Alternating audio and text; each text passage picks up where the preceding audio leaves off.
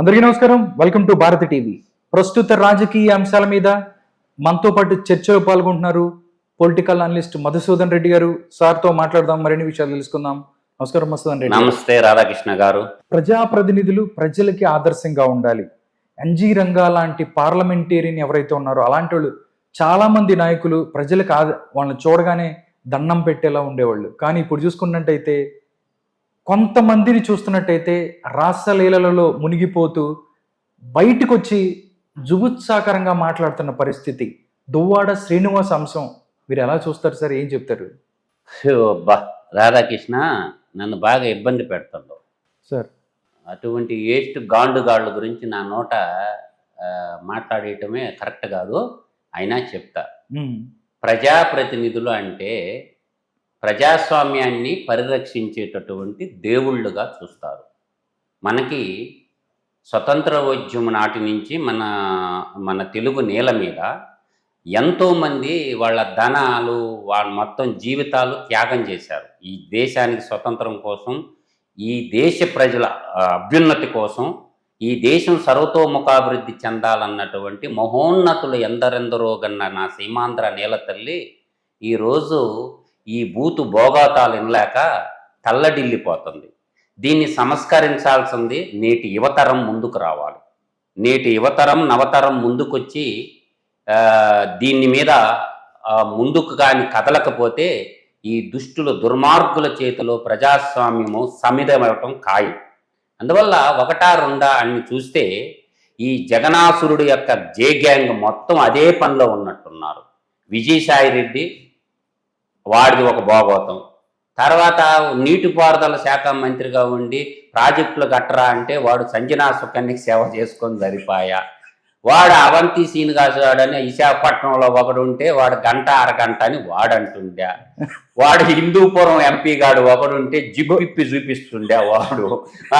వాడు దిగంబరంగా వాడు చూపిస్తుండే. తర్వాత నైస్ గా ఉన్న సజ్జల రామకృష్ణారెడ్డి సీక్రెట్ గా చేసే పనులు వాడు చేస్తా ఉండే. ఒకవైపు పార్లమెంటేరియన్లు, ఒకవైపు ఎంపీలు, ఒకవైపు మంత్రులు, ఒకవైపు ఎమ్మెల్యేలు, ఎంపీలు, ఎమ్మెల్సీలు, ఇటువంటి దౌర్భాగ్యపు నా కొడుకులు అందరూ కలిసి మన సంస్కృతిని నాశనం చేస్తున్నారు రాధాకృష్ణ గారు. దాంట్లో ఎటువంటి సందేహం లేదు. నేను ఎందుకు చెప్తున్నానంటే ఒక్కసారి ఆచార్య రంగా గురించి మీరు అన్నారు.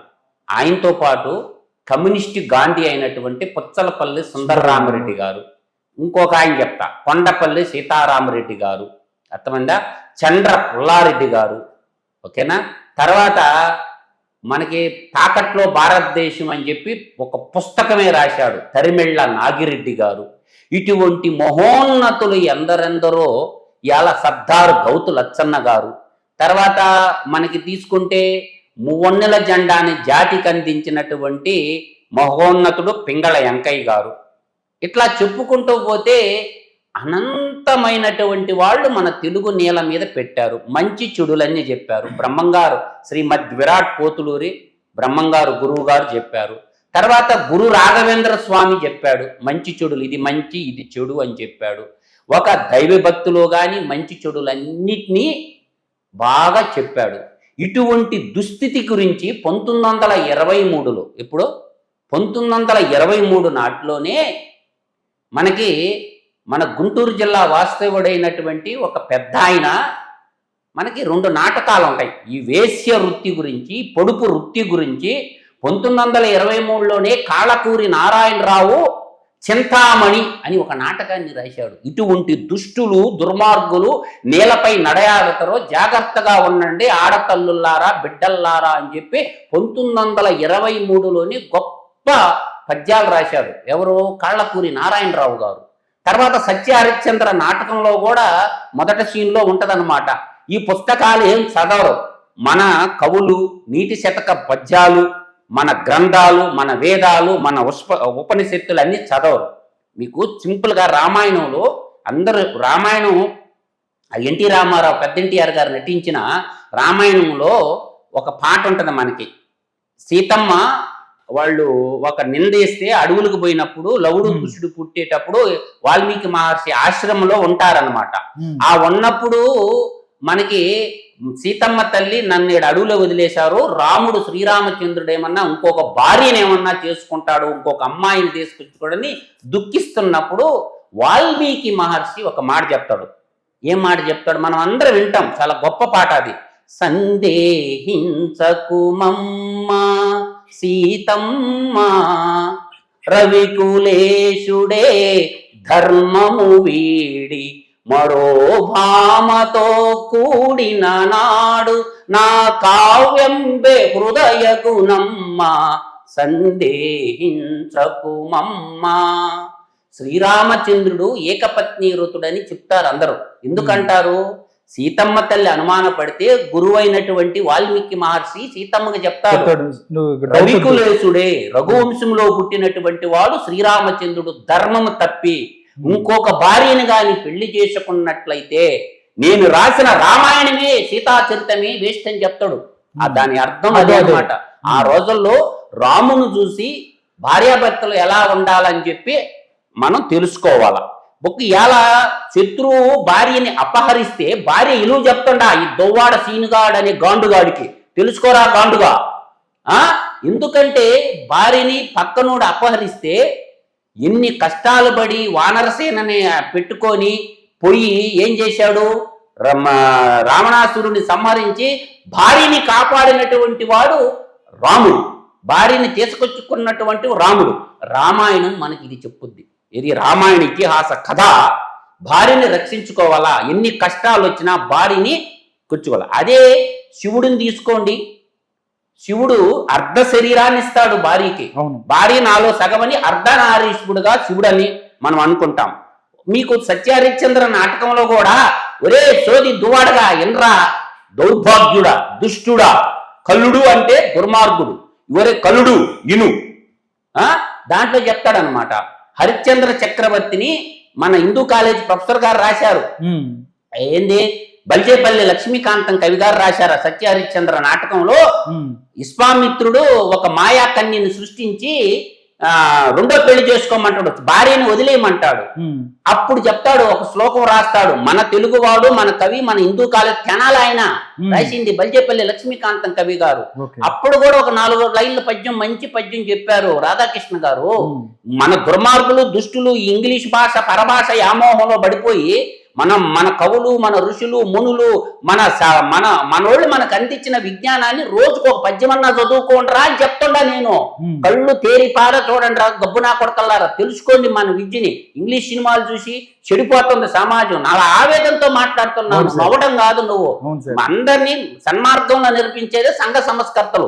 గురుజాడ అప్పారావు గారు సంఘాన్ని సంస్కరించడం కోసం ముందుకు కదిలారు. సంఘ సంస్కర్తలు కావాలి ఇప్పుడు మనకి.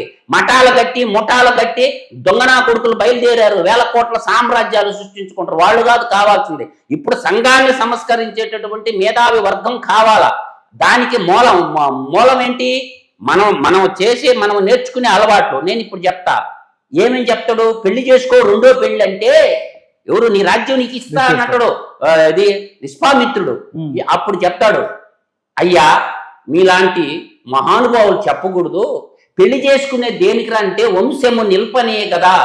అట్టి వైవాహిక సుమిత్తము ఇప్పటికెన్నడో జరిగిపోయింది. సత్పుత్రుండు పుట్టెండు ఒక్కండు అంటాడు. ఆల్రెడీ నేను పెళ్లి చేసుకున్నానయ్యా, నాకు ఒక భార్య ఉంది, నాకు వంశోద్ధారకుడైన ఒక కొడుకు ఉన్నాడు, కాబట్టి నేను చేసుకోనయ్యా, రాజ్యాన్నైనా వదులుకుంటాను, కానీ నేనైతే ఈ పెళ్లి రెండో పెళ్లి చేసుకోనని చెప్తాడు. సత్య హరిశ్చంద్ర నాటకంలో ఆ పద్యం ఉంటది, తెలుసుకోండి అంటుండా నేను. ఇప్పుడు వచ్చి నన్ను అడిగిన పాయింట్కి, ఈరోజు మనకి సతీ సావిత్రి గురించి విన్నాం. సతీ సావిత్రి భర్త ప్రాణాలు కాపాడుకోవటం కోసము యముణ్ణే జయించింది. మహాసాధ్వి, మహా ఇల్లాలు. సతీ సావిత్రి గురించి, సతీ అనసూయ గురించి మనం తెలుసుకుంటాము. భర్త కష్టాల్లో ఉన్నప్పుడు భర్తని కాపాడుకోవటాన్ని యముణ్ణే జయించింది మన సావిత్రి చరిత్ర మనకి చెప్పద్ది. వదలలేదు కదా. ఏ స్త్రీ కూడా, ఏ పుణ్య స్త్రీ కూడా ఈ భూమండలం మీద భర్తను వదులుకోవటానికి ఇష్టపడదు. ఇంకొక స్త్రీ కాడికి పోవటాన్ని అసలు జీర్ణించుకోలేదు. కాబట్టి నేను అందుకనే చెప్తున్నాను ఏంటంటే, చాలా మందికి ఇటువంటి భావజాలాన్ని చెప్పేటటువంటి సోషల్ మీడియా లేదు, ఎప్పుడు తన్నుకుండేది, ముద్దులు పెట్టుకునేది, గిచ్చుకునేది ఈ చెప్తున్నారు కానీ మంచి మాటలు చెప్పటంలా, హితోక్తులు హితోపదేశములు విశదీకరించి చెప్పటం లేదు. అప్పుడు నీకు కాళ్ళకూరి నారాయణరావు గారు ఎంత గొప్ప, అందరు చింతామణి ప్రతి ఇంట్లో ఉండాల్సిన పుస్తకం, చదవాల్సిన పుస్తకం, చదవండి. చింతామణి అనగానే నవ్వుతారు అందరూ. సినిమా వాళ్ళు చాలా మంది కామెడీ చేసేసారు. నేను ఒక 3 పద్యాలు చెప్తా. ఈ చింతామణి నాటకంలో ఈ దువ్వాడ సీనుగాడికి బాగా వర్తిస్తాయి. ఇప్పుడు ఏం చెప్పారంటే, మన సొంత కవిత్వం ఏమొద్దు, రాధాకృష్ణ గారు నేను ఓ జత, అర్ధాంగి లక్ష్మి అయినటువంటి ఇల్లాలిని తమ ఇంటి దాచిగా తలుచువారు. ప్రతి ఓడు ఏం చేస్తుందంటే, మన శరీరంలో అర్ధభాగమైనటువంటి ఇల్లాన్ని ఇంట్లో పని మనిషిగా చూడకూడదు. ఆయన రాసింది పెద్ద అని చెప్పిన మాట చెప్తున్నా, నా సొంత కవిత్వం ఏం కాదు. చీటికి మాటికి చిర్రుబుడులాడుచు పెళ్ళామును ఓరక ఏడిపించువారు. మనకి దొరికింది అలుసుగా ఇంట్లో ఉంటది కదా, ఇంట్లో సేవ చేసి మనకంటే ముందే నిద్రలేసి ఇల్లుని చక్కదిద్ది మనకి టిఫిన్లు భోజనాలు అన్ని చేసి పెడుతుంది కదా. అందుకని చీటికి మాటి కోపం వచ్చినప్పుడల్లా పెళ్ళాం మీద ఏం చేస్తాం, చిరుబురులాడతాం. తర్వాత పొడుపు గత్తెల ఇంట బానిసలై ధర్మపత్తిని అన్నను మండిపడివాడు ఎవడు. అదే వేసి కాడికి పోయిందనుకో, వెలయాల కాడికి పోతే అది దాని కాళ్ళు పిసుకమంటే పిసుకుతారు, దానికి ఏం కావాలంటే కొని పెడతారు. ఇంట్లోకి వచ్చాక పెళ్ళాన్ని మాత్రం ఏం చేసినాడు, నోటికి వచ్చినట్టు తిడుతుంటారు. ఆ రోజు చెప్పాడు పెద్ద ఆయన. తర్వాత ఇంకేం చెప్పాడంటే, బయట అందరి కాడ చేరి పేకాట ఆడొస్తాడు, మందు కొట్టేస్తాడు అంటే ఈనాటి భాషలో చెప్తాడు, అటు రాయలేదు అనుకోయాడా. అందరితో చేరి పేకాటలాడతాడు, మందు కొడతాడు, అన్ని చేసి ఇంటికి వచ్చి భార్యని ఓరకనే తిట్టిపోస్తాడు. ఏమే ఇంకా అన్నం వండలేదు, బట్టలు ఉతకలేదు, వచ్చింది అవపాడలేదా, 7 నీళ్లు పెట్టలేదా అని పుడింగ్ మాటలు మాట్లాడుతుంటారు. దాని అర్థం అది ఆయన చెప్పింది. తర్వాత ఇట్లా ఈ విధంగా తిట్టుతుంటారు, భార్యల్ని కొడుతుంటారు. రాధాకృష్ణ గారు వీడు కసితీరా కూడా తిడతాడు, కసితీరా కూడా వాడుకుంటాడు. ఆట బొమ్మను చేసి ఆట వస్తువుని చేసి ఆడిస్తారు. బరాయించి ఎదురు తిరుగుతారు కొంతమంది ఆడవాళ్ళు. ఏం చేస్తారు, ఇన్ని రోజులు పిల్లైనా గదిలో పెట్టి కొడితే పులిలాగా మారిపోద్ది. అట్ట ఆడబిడ్డలు కలకంట కన్నీరు ఒలికెన్ ఆ ఇంట సిరి ఉండజాలదు అన్నారు పెద్దలు. కలకంట కన్నీరు ఒలికెన్ ఆ ఇంట సిరి ఉండజాలదు అన్నారు పెద్దలు. అవునా కాదా? ఆడపిల్లోళ్ళు ఏడిసిర్రనుకో వాడి కుటుంబం సర్వనాశనం కాక తప్పదు. తెలంగాణలో బతుకమ్మ పండగ చేస్తారు. మనం బతుకమ్మ అంటే ఎవరు, పార్వతీదేవి గౌరీదేవిని నిత్య సుమంగళిగా ఉండాలని బతుకమ్మ పండగ ఎందుకు చేస్తారు? ఆ అన్నదమ్ములు ఆడపిల్లల కాళ్ళు పట్టుకొని ఇంటికి తీసుకొచ్చుకుంటారు లక్ష్మీదేవిగా భావించి. అంతా ఆది పరాశక్తులుగా పూజించేటటువంటి ఈ పుణ్యభూములో పరస్థితితో 3 పిల్లలు ఉన్న తల్లితో నీకేం పనిరా? నీకు 2 బిడ్డలు ఉండరు, ఆడబిడ్డలు. ఇంటి గుట్టు లంకకి చేయటం అన్నారు. ఈ పదం విన్నారా? ఇప్పుడు ఇంటి గుట్టు లంక చేయని, ఇంటి గుట్టు ఎన్ని కష్టాలున్నా ఇంటి గుట్టు గడపమాని దాటకూడదు. ఏమన్నా కూడా ఇంట్లోనే ఉండాలి. అటువంటి ఇంటి గుట్టు బయట పెట్టుకున్నవరా దుష్టుడు, దుర్మార్గుడు నువ్వు. పరస్త్రీతో నీకేం పనిరా? నేను చెప్తా. ఇంకా ఈ పెద్ద ఆయన రాసింది, కలుడు కఠినులు హీనులు కలుషుముతులు కలరు పురుషుల్లోన పెట్టుకుంటారు నిజము. ఈ సొసైటీలో చాలా మంది మగవాళ్ళు ఉండరు ఆ విధంగా అని చెప్పి రాశాడు ఆయన. ఏమన్నా తప్పు రాసిండా? అద్భుతంగా రాశాడు కదా. తర్వాత ఇప్పుడు నేను మగవాళ్ళ గురించి చెప్పిన, ఆడవాళ్ళ గురించి కూడా చెప్పాలిగా. వీళ్ళు 1% ఉంటారు ఇటువంటి వాళ్ళు. దాని గురించి కూడా ఒక పద్యం రాశాడు పెద్ద ఆయన. ఇది జనాభాల్లోకి పావులు రాధాకృష్ణ గారు. వేశ్యాలోడులు ఎలా ప్రవర్తిస్తారనేది మనం తెలుసుకోవాలా. తెలుసుకోకపోతే ఈ దొవ్వాడ సీనుగాడు అనే గాండు నా కొడకలకి బుద్ధి రాదు. నేను చెప్తాను, కాలు పెట్టినతోనే కాంతుని మెడ విరిచి నిండు సంసారము 2గా చేసి. అంటే ఒక ఇంటికి కోడలుగా వచ్చిన అమ్మాయి రాగానే కాంతుడు అంటే భర్త మెడలు విరిచి, ఉమ్మడి కుటుంబాలు ఎందుకు అయిపోయినాయి, న్యూక్లియర్ ఫ్యామిలీస్ ఏమో జాయింట్ ఫ్యామిలీస్ పోయి న్యూక్లియర్ ఫ్యామిలీస్ అని ఎవడు స్టవ్ వాడితే ఎవరు కలర్ టీవీ వాడితే 2గా చేసి, తన మగడంత ఆర్జనపరుడైన పొరుగు పొల్లమ్మ కాపురము మెచ్చి. అర్థమైందా? తన మగుడు ఎంత సంపాదిస్తున్నా పక్కంటోళ్ళకి అది ఉంది, ఇది ఉంది, బిల్డింగ్ ఉంది, కారు ఉంది, నక్లీసులు ఉన్నాయి అని పొరుగు పొల్లమ్మ కాపురము మెచ్చి, ప్రాణేశుడు ఒకటి తెల్పగా, భర్త ఒకటి చెప్పగా, ప్రాణేశుడు ఒకటి తెల్పగా, అది ఏమనగా కస్సు బుస్సున లేచి. ఒరే ఉన్న కాడికి సర్దుకుందమే, వాళ్ళకుంది భగవంతుడు ఇచ్చిండు, మనకున్న దాంట్లో సర్దుకొని చెప్తే నువ్వు చేతగానివాడివి, నువ్వు మొండమోపివి, నువ్వు అడ్డాలోడు అని తిడుతుంటారు కదా ఆడవాళ్ళు. అట్లా కస్సు బుస్సున లేచి ఇపుడులెందుకునేనని విసిగి ఒక్కటనినా పెళ్ళు పెళ్ళుమని 10,000 గుప్పి. ఇప్పుడు అంటే భర్త ఏదన్నా ఒక దెబ్బేసి ఒక మాట అంటే ఇంకా గయ్యాలి గంపలాగా పైకి లేస్తుంది అనమాట. కొంతమంది ఉంటారు శంకర జాతి స్త్రీలు అంటారు, 18 జాతి స్త్రీలు సంసారాన్ని గుట్టుగా చేసుకుంటారు. శంకర జాతి స్త్రీలు ఇట్లా చేసే పనులు. తర్వాత బావికి ఏటికి ఒడి పొరుగురు ఎట్టి, నేను బావిలో దిగి సస్తా బెదిరిస్తుంది అనమాట. చచ్చేది లేదు బొచ్చేది లేదు, ఏట్లో దిగి సస్తా అని బెదిరిస్తుంది. అంటే దాని కోరికలు, పట్టు చీరలు కొని లేదు, బంగారా కొనలేదు, నకిలీసి కొనలేదు, ఇల్లు కట్టలేదు, ఇవన్నీ ఉంటాయి కదా, కోరికలు అనంతం కదా. భర్త ఎముకల కొడుకిరి భార్యతో కాపురం ఒకటి నిత్య నరకంబు అన్నాడు. అటువంటి భార్యతో కాపురం చేయడం కన్నా నరకానికి పోవటం మేలు. దీంట్లో ఏమన్నా తప్పు ఉందా? రాధాకృష్ణ గారు కవి గారు రాసిన దాంట్లో మీరు వినండి. వినేటప్పుడు ఏం చేయాలంటే మన ఇతిహాసాలు నీతి శతకాలు చదవకపోవటమే దౌర్భాగ్యము. ఏంటంటే ఇటువంటి చదువుకోవాలి జగనాసురుడు. వాడు చదువుకోనండి వాళ్ళ ఎమ్మెల్యేలకు అందరికి చెప్పుంటే వాళ్ళ ధర్మం తప్పకుండా ఆచరించేవాళ్ళు. ఆ జగనాసురుడు ఇటువంటి చెప్పడు ఎప్పుడు సభల్లో.